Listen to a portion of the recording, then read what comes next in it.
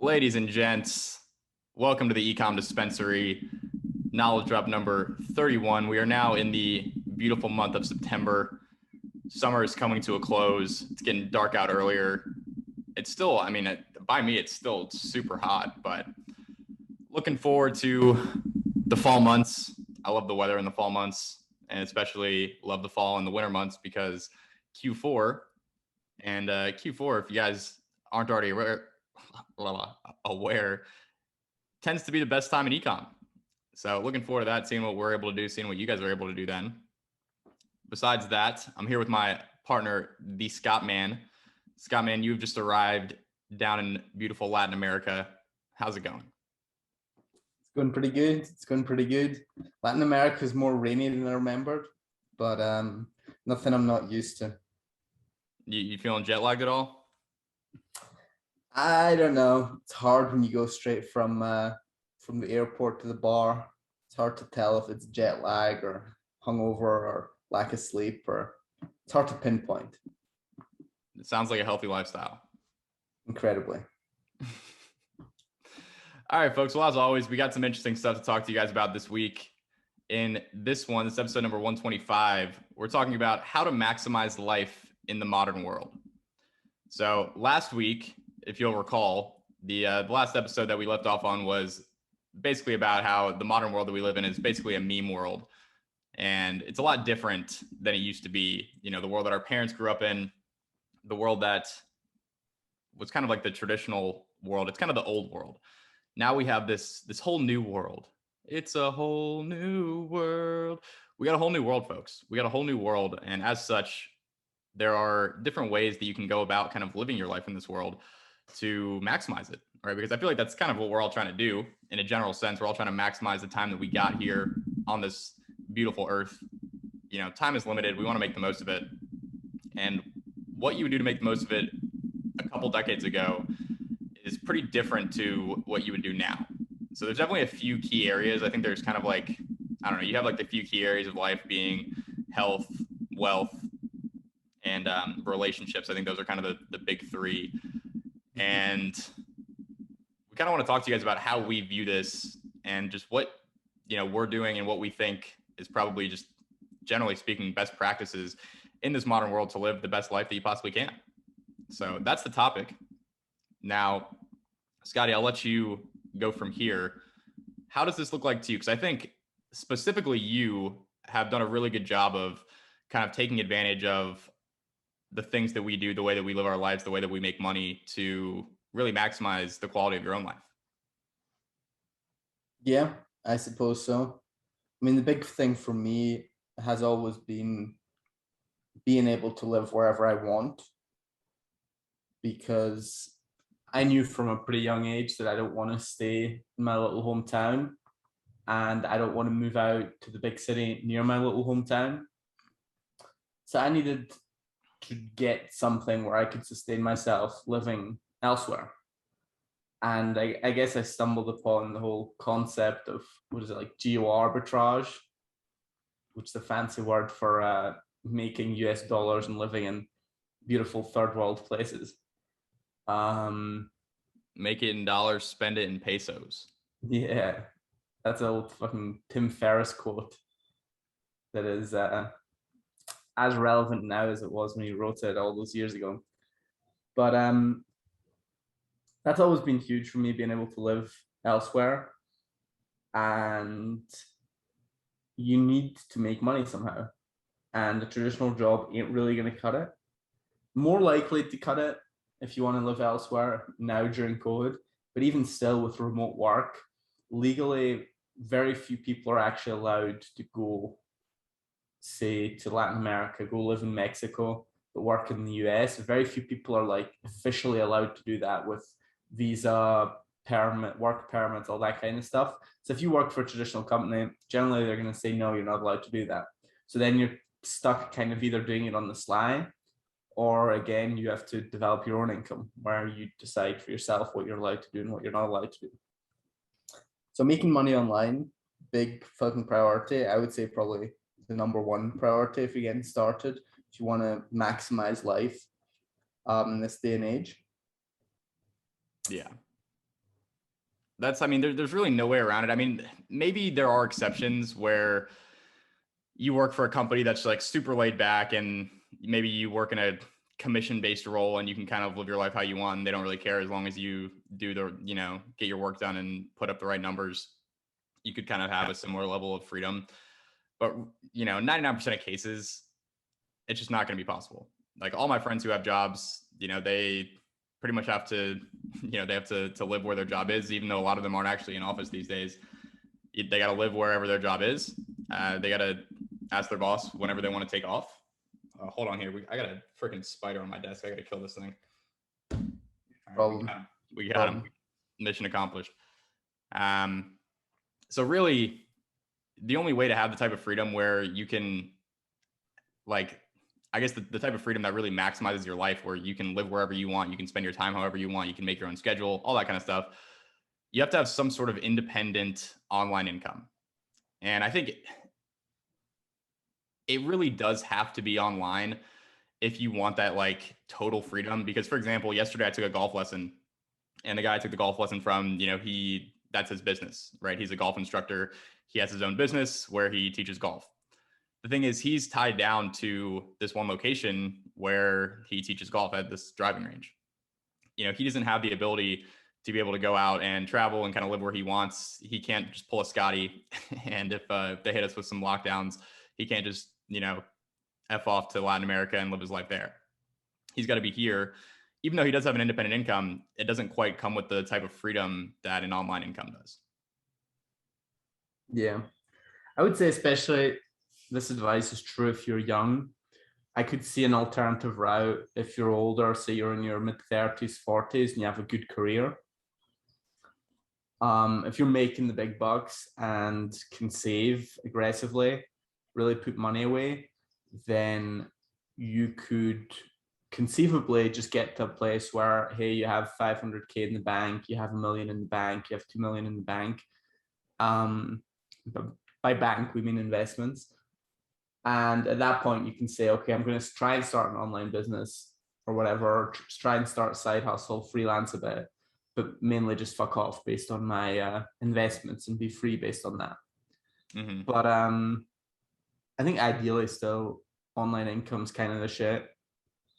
If you want to be in America and you have a good career already, I think there's a good argument to be made for having online income plus career income. We've got a couple buddies that have done that and done really well, just because they can easily make twice the money essentially. If you're working for yourself, making bank there, and then also have a steady career paying you 6 to 10 grand or whatever a month, that's also a really good formula to just stack cash for a couple of years. Yeah, absolutely. And like you said, like we have friends that do that, and it's worked out pretty well for them. Although I will say all the friends that I know that are like that, they all have the ultimate goal of, transitioning to being 100% online and not working for anyone. Yeah. I mean, honestly, it's funny. My dad's got friends that are his age. They're like late 50s, 60s that have been pretty successful in the corporate world. And they're essentially just trying to do what I'm doing. Like they've had their success in the corporate world. Maybe they didn't have kids. And their goal really is to develop a side hustle or some freelance business so that they can go live on some tropical island for the rest of their life and do cool shit. It's just funny to hear that you get to 60 and your goal is essentially to get what I'm doing. It's kind of funny.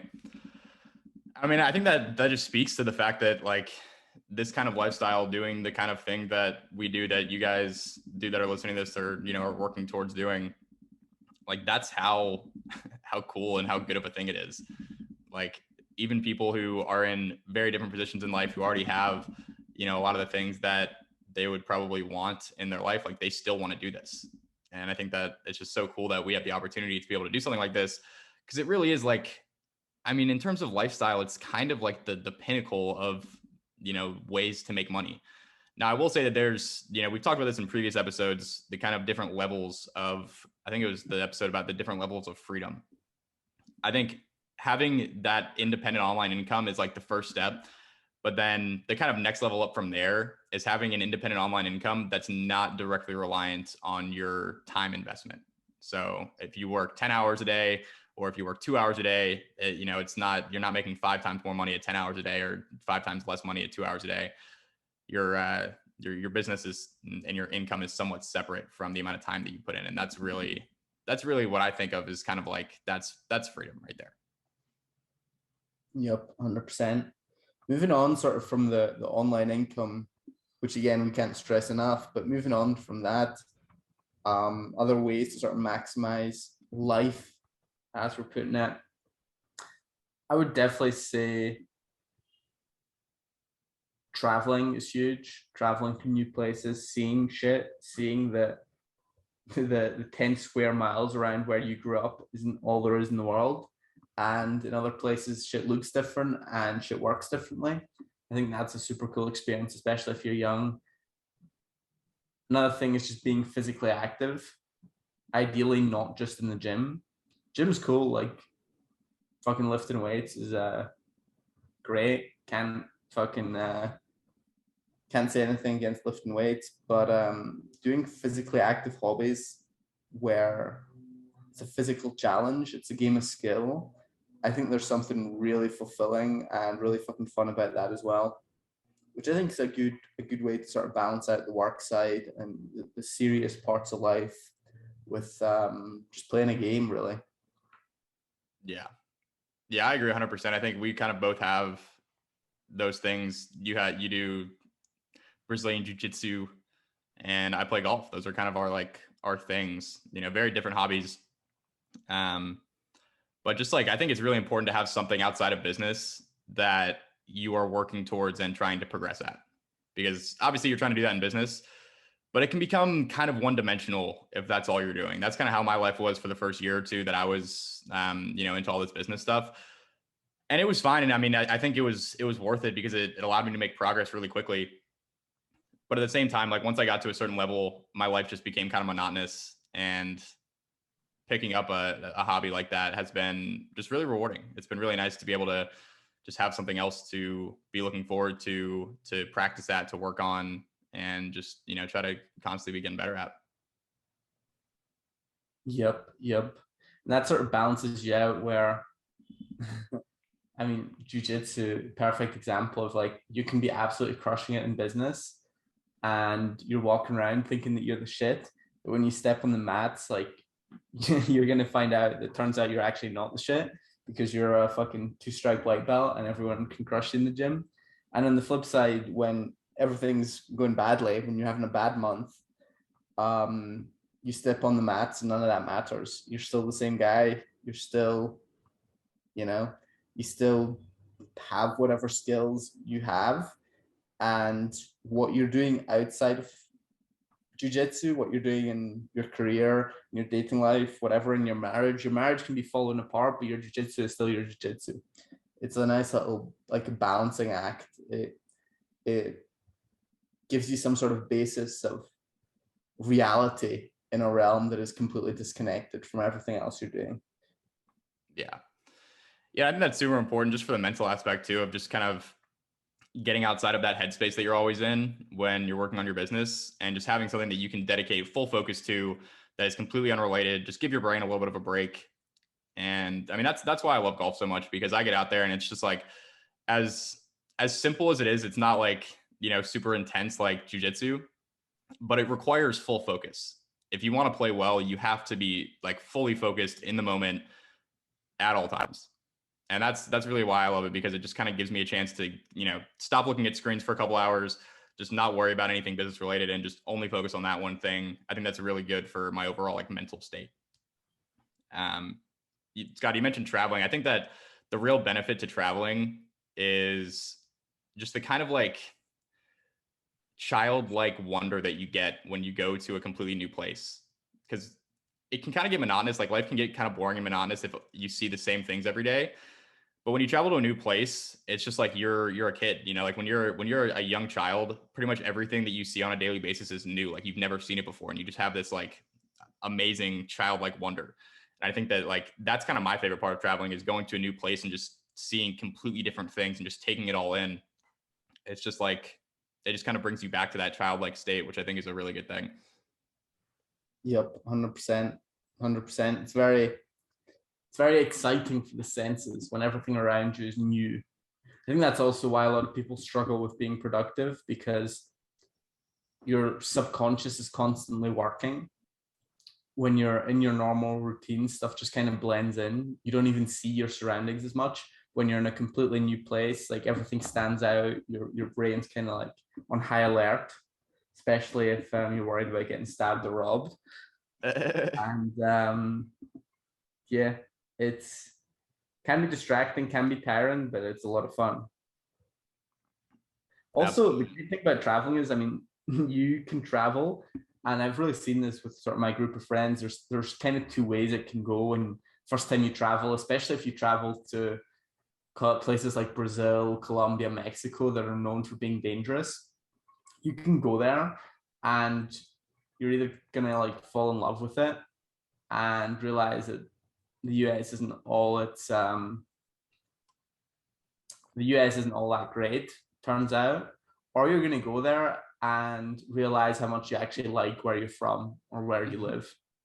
So I think that's kind of cool too, that some people have always wanted to escape all their life, and then they go abroad or they go somewhere else for a while and they realize, oh wait, home is actually kind of cool. I actually kind of like being at home. Mm-hmm.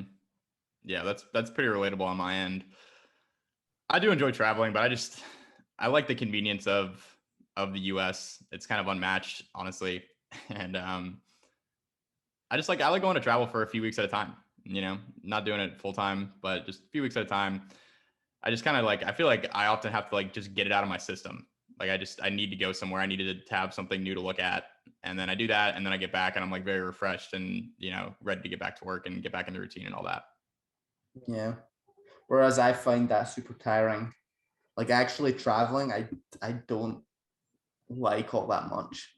I just want to be in a different place. Yep. Yeah, and that's the beautiful thing, man. I mean, we have those choices and we can both do what we want to do. It's kind of cool. Yeah. Other things that I think are pretty important to maximizing your life in the modern world is, you know, I think we talked about this briefly, but investments. You know, obviously, number one priority is making that online income. But once you make that online income, you want to, you know, as they say, there's three things you got to know about money. You got to be able to make it, keep it, and grow it. So you got to be able to grow it, you know? And I think that investments are kind of the way you do that. For us, I think those, you know, those main things are pretty much just like crypto and stocks. I haven't personally gotten too into real estate, Scotty. I don't think you have too much yet either. I know you're kind of like anti real estate, aren't you? Yeah. For me, not saying it's wrong for everyone, but definitely anti real estate for myself. Yeah. So I mean, that's pretty basic. I think a lot of you guys who are into this kind of stuff, like you kind of already know that, you know, you're probably already doing something like that. And besides that, I mean, once you kind of got your investments in place and everything, I think another thing outside of the kind of money aspect of things is to pay like absolutely zero attention to 99.9% of any sort of mainstream media or news or like pop culture, like stuff like that is just like, to me, a complete waste of time. And honestly, like the way that the world I think works now with, you know, what the internet's done a lot of obviously really great things that allows us to do what we do. But at the same time, it's made all of these like all the media and the culture and stuff, it's like really polarizing. It's really divisive. It's like very much these days, especially based on fear. And it's not really productive or helpful in really any way. Yeah, I would agree with that. Again, travel is great for seeing sort of past what the media says and seeing the reality of how things are. Like you can be in a country that's super fucked up and be living a great life there. Mm-hmm. It's just like the politics of a country, or politics, the social problems of a place might not affect you. And vice versa, you might be in a place that is very stable and is very nice and is just politically super sound, but life just ain't great for you specifically. Suppose what is it, Andrew Henderson's "Go where you're treated best." Like, you don't need to go to the country that has the fewest problems or the best government or whatever. You need to go where you personally are treated best and where you personally can have the best life. And the media does not report on that. The media reports on mostly bad shit that happens, newsworthy stuff. Yeah. They don't report on the 300 million or however many Mexicans there are that go to work every day and go back home. They report on the 3 people that were killed, not on the people that went to work, came home, ordered pizza, and watched Netflix. Yep. That is how that works. I think we kind of touched on this, but obviously, like, if this wasn't an obvious thing, I think it probably is, but just making sure that you're like just getting consistent exercise in the gym, doing something, physically active to build your body. Yeah, it's something I haven't been great about in the past, but I've really like taken control of that this year and gotten really good about that. And it's improved the quality of my life immensely. It makes you feel better. Like, you just don't feel like a piece of shit when you're out there and you're actually like lifting and working hard and all that. That's kind of like I think that's pretty much a non-negotiable. Like, you pretty much have to be doing that if you want to live the best life that you can. You got to be doing that, not just for like from a physical aspect of like your physique and how you look, but just mentally. Like, I think that the difference in how I feel when I'm not going to the gym versus when I am is huge. And I think that that's just kind of like a baseline thing that everyone should be doing. I would agree. It's sort of maintenance work. It's like cleaning your teeth. Yeah. It's like cleaning your teeth. Yeah. Brush your teeth. That's another way to maximize your life in the modern world. And then kind of closing out here, one of the things that I think is important to keep in mind is, obviously, we all want to make as much money as we possibly can through our businesses and our investments and everything. Like, that's a given. But something that I think is, this is something that Scotty has said in the past, and I think it's a really, really key point, is it's not so much about making as much money as you possibly can. I think it's more about making good money, making enough money so that you can give yourself a really solid lifestyle, and doing it in a way that gives you plenty of free time. And then most importantly, just like won't disappear. Something that can be sustained for decades, because ultimately, like, you want to be able to live this really great lifestyle for forever, right? Like, you don't want to have to go back to a 9-to-5 job once you are already kind of in this stage of your life. Like, you want to keep this going as long as you possibly can. And I think that you kind of got to make some decisions with that in mind. Like, you don't want to take like huge risks that are going to, put you in a position where you might not be able to do this anymore. So I think that's also really important to keep in mind. Yeah. I would say before you close out, there's one sort of concept that kind of like stands above all of this. Everything else we've talked about, it all comes from the ability or the desire or the realization that you can teach yourself anything you want to teach yourself. You can learn anything you want to learn by yourself online. Or not online, but you can find the resources online. And you don't need the media, you don't need a teacher, you don't need an accredited institution to be able to learn something.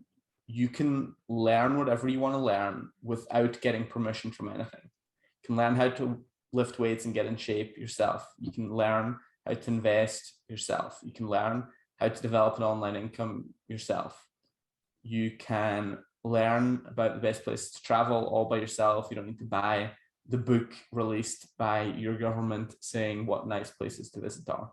You can figure all this shit out yourself. And once you realize that you don't need permission from anyone, you don't need to wait on the right time to do anything, that's kind of eye-opening. Like, if you want to learn a language, you don't have to wait until you have that language in school, or you don't have to be upset that, oh, I wish they taught us this in school. You just learn it yourself. If you actually want to learn something, you can learn it yourself. I think that's probably one of the biggest changes in the modern world, where if you say you want to learn something, but you're not doing it, you're full of shit. There's not really an excuse. Yeah. I think that's a great point. I mean, that's like the most empowering thing in the entire world too. Like I've had that thought in the past where I'm like, I wish I knew this. And it's just such a dumb thought because, well, if you really want to know it, then just like use the internet, man. Like you can teach it to yourself and probably do it pretty quickly. It's insane. Like that's an insane shift from what it used to be. And I mean, you used to be able to do that to some extent, but it was a lot more difficult. You know, you'd have to like go to a library, find books about it. And like, that is way, way, way more difficult than just doing a simple Google search that you can do in 2 seconds. The world's a lot different. Like you don't have to do the traditional path. You don't have to trade 40 hours a week of your life for income. You know, you can teach yourself skills. You can use those skills to build an independent income for yourself. And then, you know, you can spend your time how you want to. You can live where you want to. You can spend time with who you want to. You can live your life pretty much exactly how you want to. And honestly, on the flip side of this, is something I don't think a lot of people talk about, is like the kind of like that can kind of be overwhelming.